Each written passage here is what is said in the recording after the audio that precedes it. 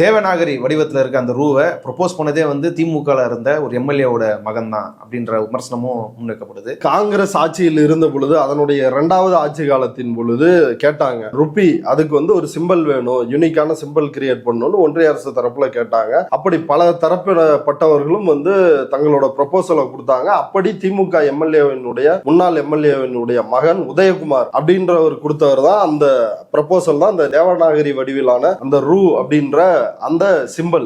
அப்படி என்ன நிர்மலா சீதாராமனுக்கு வந்து அந்த இளைஞர் மனசு கஷ்டப்படாதா? அதை பத்தி எல்லாம் நீங்க ஏன் கவலைப்படுறீங்க? இப்ப அந்த உதயகுமார் ஏதாவது எதிர்ப்பு தெரிவிச்சிருக்கிறாரா? எனக்கு அரசின் முடிவு எதுவா இருந்தாலும் அது வந்து நல்லதுதான், எனக்கு அதுல எந்த கவலையோ வருத்தமோ எதுவும் இல்லை அப்படின்னு அவர் தெளிவுபடுத்திட்டாரு. ஏன் உடனே ஆசன வாயில மிளகா வச்ச மாதிரி சங்கிகள் எல்லாரும் ஏன் பிடிக்கிறீங்க? இவங்க எதிர்பார்த்தது என்ன தெரியுங்களா? அவர் ஏதாவது வந்து சொல்லுவாரு இது ரொம்ப தப்பு அப்படின்னு ஏதாவது சொல்லுவாருன்னு எதிர்பார்த்தாங்க. எங்கேயாவது எதிர்ப்பு வந்திருக்குதாங்க? தமிழ்நாட்டு மக்கள் யாராவது தமிழ்ல ரூ, ஏன்னா பெரும்பாலான மக்கள் பயன்படுத்துகிறதே ரூ தான், எல்லாரும் பயன்படுத்துறாங்க. அதனால தமிழ்நாடு அரசும் அதை பயன்படுத்துகிறது. தமிழ்நாட்டினுடைய ஆட்சி மொழி தமிழ் தானே, அதுல இருந்து ரூவை நாம வந்து பயன்படுத்துறதுல என்ன தவறு இருக்க முடியும்?